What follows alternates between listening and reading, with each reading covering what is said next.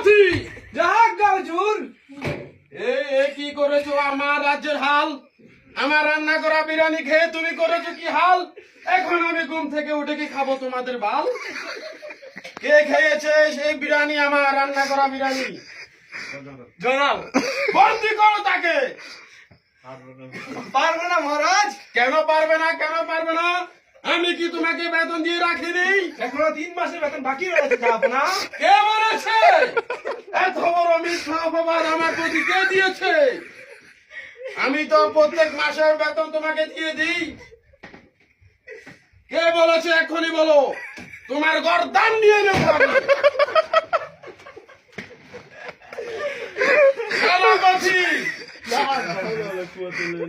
এখনো কথা বলছো না? কে বলেছে তোমাকে মিথ্যা অপবাদ আমার প্রতি দিতে? জয়নাল দিয়েছে। কেউ